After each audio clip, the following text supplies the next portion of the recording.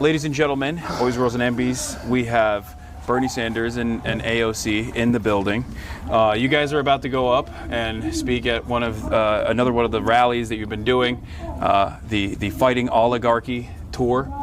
And I'm very excited to have you here. Vegas, specifically for me, has a lot of importance because I always say it's like the last time that I felt really hopeful about the future of this country, because I was outdoor knocking for you along with the Chapo boys as well in the primaries. And we did pretty well, huh? Yeah, and everyone kept saying, oh, the culinary union is not going to vote, but the rank and file very clearly was swinging in your direction. And in spite of the media attacks, you obviously pulled through, and then COVID, and then all hell broke loose, obviously, and here we are.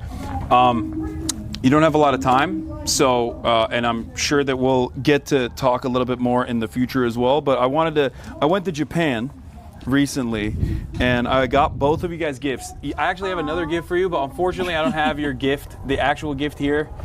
Hold on. This one's for you. This is a Palestinian movement in Japan. Thank you. Solidarity with Palestine, and this is a little train for public transit. Oh. I have a Japanese Communist Party pin for you as well, but unfortunately, because I went over there and I checked out their headquarters. But what are you guys trying to accomplish with these rallies? Let's get started. I mean, I think that the kind of moment that we're in, and also something that Trump was able to exploit, was really practicing, even though he doesn't believe in working class politics, they had a very focused working class strategy. And I think for a while, like, Democratic Party clearly wasn't effective at that, wasn't successful at that.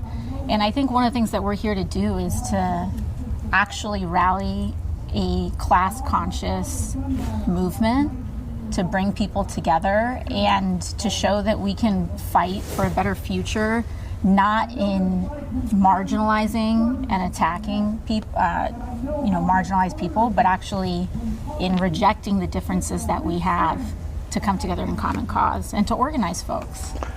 Well, I agree. To me, this country faces the worst set of crises that we have faced in a very, very, very long time. We are looking at a nation which is now oligarchic. And they don't hide it. I mean, I must give them credit for that. You know, they're out there. Mr. Musk, the richest guy in the world, is running all over the place, cutting the needs of veterans, cutting after Social Security. There are in addition to Musk, he got 13 nominees of Trump to head major agencies. They're all billionaires. So you got a government, clearly, no embarrassment, of the billionaire class, by the billionaire class, for the billionaire class. And then what is, I would hope, would be upsetting to all Americans, no matter what their politics may be. You can be conservative about this. You got a president who is moving us very rapidly into an authoritarian form of society. I mean, you don't sue media in America because they say something bad about you. Alexandria and I got about 500 lawsuits there, but we happen to believe in democracy. You don't ask for the impeachment of judges because they issue a ruling which you disagree with. So it is, these are tough times. And what we have got to do is rally the working families of this country to stand up to oligarchy and to demand that we have an economy and a government that works for all, not just the people on top. So one way that this government, I think, the Trump administration has been able to very expertly tackle these issues is by using an entry point of pre-established marginalization. Obviously, the erosion of civil liberties is happening all around, but like in terms of attacking free speech, a fundamental principle that I think all Americans agree on. And the way that he's done this, the way that this administration has attacked free speech is by doing something that previously has only been utilized in the darkest times of American history.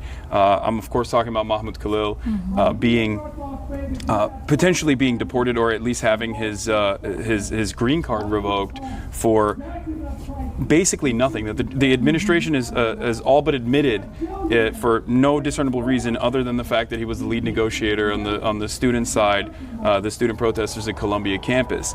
On top of that, just like in Nazi Germany, the Trump administration is now trying to put up an academic receivership and take charge and take control over different institutions within Columbia, and I feel like this is a grave mistake. Do you feel like the Democrats have any sort of interest in fighting back against this?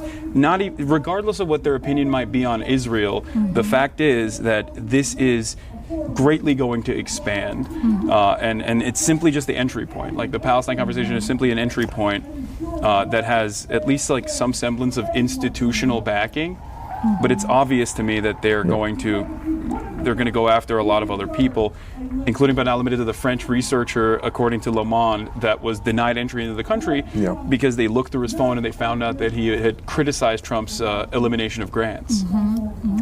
I think there actually is support for it because of the free speech grounds on it. Because of the free speech grounds, because when ICE came to try to pick up, in Mahmoud Khalil's case, when they tried to pick him up, they offered no warrant. These were unmarked people. There were no charges. And so you have Senator Durbin and Senate Judiciary, right, Bernie? I think he is the ranking member of the Judiciary. I believe they released a statement talking about how they want to move on this. But I also think that it goes without saying that there is still profound money and interest that remains dedicated on both sides of the aisle in trying to marginalize and also conflate criticism of Israel as anti-Semitism. Right. And we have to be very aware of that too. We have very limited time, and you guys have to. Do I need to? Sorry. You got no time. I'm going up. It's my cue. All right. Just Sorry, a I'm minute going or up on two. stage. All right, perfect. Sorry. One question I actually wanted to ask you before we let you go is, you've also talked about, recently with the New York Times about what the future of the Democratic Party looks like and what maybe young enterprising individuals must do.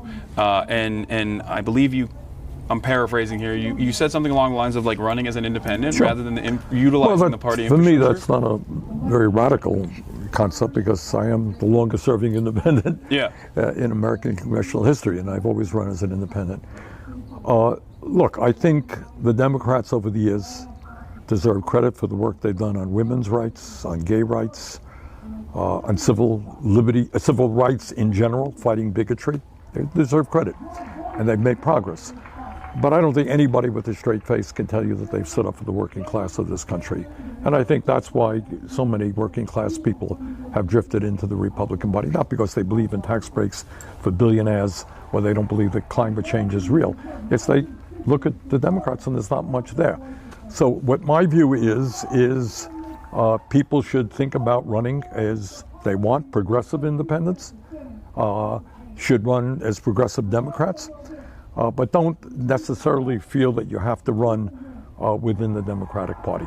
And I think as you may recall, in Nebraska, a fellow named Dan Osborne ran a really, really powerful campaign as an independent, running as a very proud trade unionist, running on economic issues, and he did extremely well, much better than anyone had anticipated. So that was my point, and I think it makes sense.